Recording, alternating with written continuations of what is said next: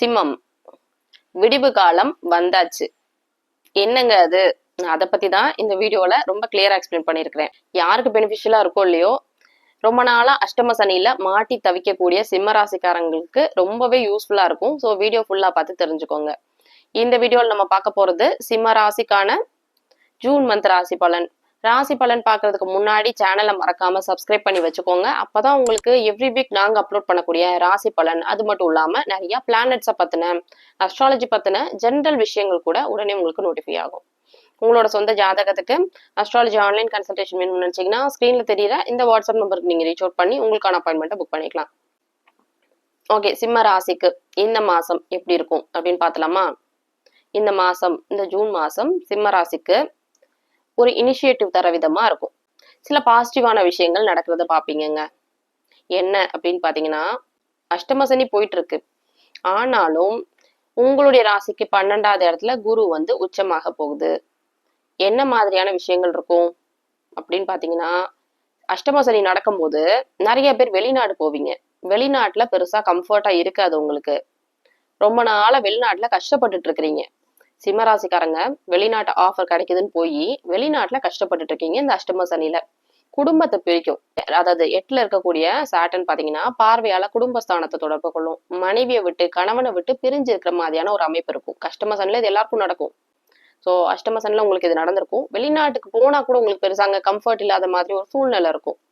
இப்போ வெளிநாட்டை குறிக்கக்கூடிய ஸ்தானமான 12வது இடத்துக்கு குரு வந்து உச்சமாக போகுது. 8, 12 ரெண்டுமே வெளிநாட்டை குறிக்கக்கூடிய ஸ்தானம். 8, 12வது இடத்துக்கு குருவுடைய பார்வை தொடர்பு கிடைக்கிறதுனால வெளிநாட்டுல கஷ்டப்பட்டுட்டு இருக்கக்கூடிய சிம்மராசிக்காரங்களுக்கு கொஞ்சம் ஒரு ரிலாக்ஸேஷன் கிடைக்கும். வெளிநாடு சம்பந்தப்பட்ட விஷயங்கள் நல்லாவே இருக்கும். சில பேருக்கு புதுசா வெளிநாடு போறது மாதிரியான ஆப்பர்ச்சுனிட்டி எல்லாம் கிடைக்கும். ஆனா அங்க ரொம்பவே கம்ஃபர்டபுளாவே உங்களுக்கு இருக்கும். 8ல சனி இருக்கேன், அஷ்டம சனி போகுது அப்படின்னா அஷ்டம சனியுடைய தாக்கம் வந்து பாத்தீங்கன்னா குறையிற மாதிரியான அமைப்பு தான் இருக்கு. ஏன்னா குரு பார்வை சனி மேல படும். சனியுடைய வீரியத்தை குறைக்கும். சில பேருக்கு சுப செலவுகள் மாதிரியான விஷயம்லாம் நடக்குங்க. ஏன்னா விரயஸ்தானம் 12வது இடம். 12வது இடத்துல குரு வந்து உச்சமாகிறதுனால சுப விரயங்கள் நடக்கும்.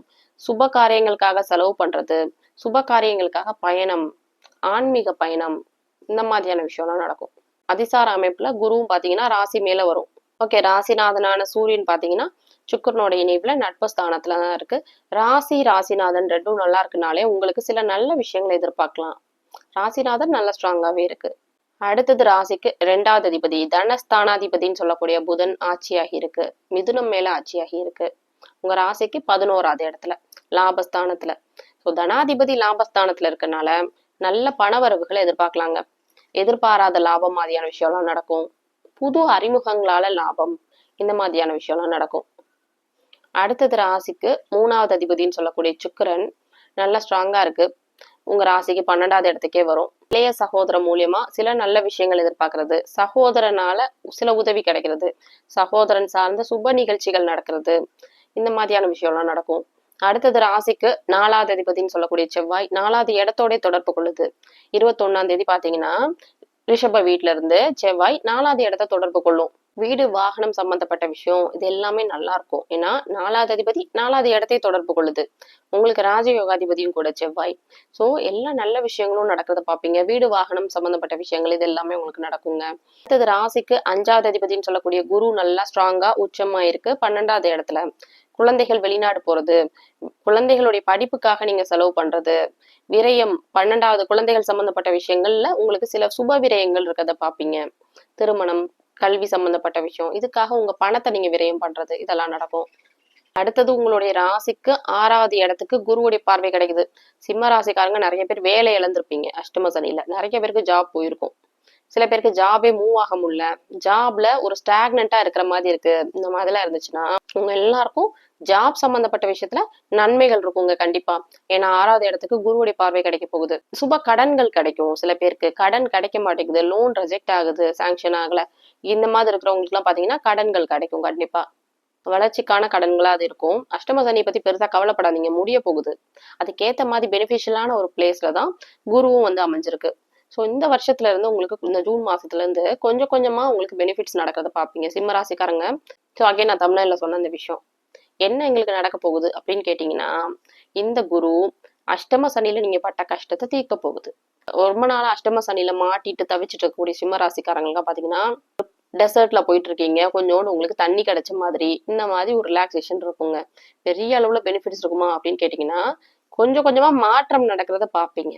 அஷ்டம சனி ஆரம்பிக்க போகுதுன்னா நீங்க வரி பண்ணலாம், முடிய போகுதுல உங்களுக்கு. ஸோ அந்த ஒரு வருஷமே பாத்தீங்கன்னா குருவுடைய பார்வையும் உங்களுக்கு சப்போர்ட் பண்ணும்.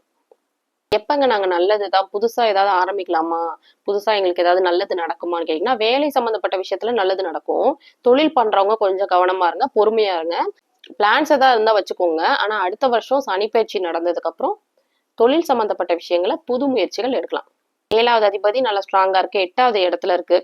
சில பேருக்குலாம் இந்த மாதிரி அமைப்புல சிம்மராசிக்காரங்களுக்கு மனைவியால கணவன் மனைவியால லீகல் இஷ்யூஸ் மாதிரியான விஷயம்லாம் நடந்திருக்கும் 7வது அதிபதி 8ல இருந்தனால. ஸோ இப்போ குருவுடைய பார்வை அது எல்லாத்தையுமே சரி பண்ணும். அந்த பிரச்சனையில இருந்து கொஞ்சம் கொஞ்சமா நீங்க விடுபட்டு வரதை பார்ப்பீங்க. அதுக்கடுத்து உங்களுடைய ராசிக்கு 8ல இருந்த சனியுடைய தீவிரத்தை குறைக்கிற மாதிரி குருவுடைய பார்வை அமைஞ்சிருக்கு. வெளிநாடு சம்பந்தப்பட்ட விஷயம், வெளிநாட்டுல கஷ்டப்பட்டவங்க, பிஆர் கிடைக்காம கஷ்டப்பட்டவங்க, இவங்க எல்லாருக்கும் ஓரளவுக்கு நல்லது நடக்காத பாப்பீங்க. முன்னாடி இருந்த கஷ்டம் இப்ப கிடையாது சிம்ம ராசிக்காரங்களுக்கு. 9வது இடத்துக்கு எந்த ஒரு சுப தொடர்பும் இல்ல. 9வது அதிபதியும் பாத்தீங்கன்னா பெரிய அளவுல நல்ல நிலைமையெல்லாம் இல்ல. 10வது இடத்துல திக்பலத்துல இருக்கு. ஸோ எப்படி இருக்கும்னா பூர்வீகம் சார்ந்த விஷயம் இதெல்லாம் கொஞ்சம் சுமாரா தான் இருக்கும்.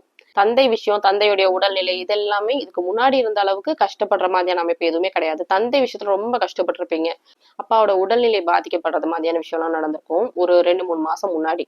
செவ்வாய் சனி ஒண்ணா இருந்தாங்கல்ல அந்த டைம்ல தந்தை சம்பந்தப்பட்ட விஷயம், தந்தையுடைய உடல்நிலை பாதிக்கப்படுறது.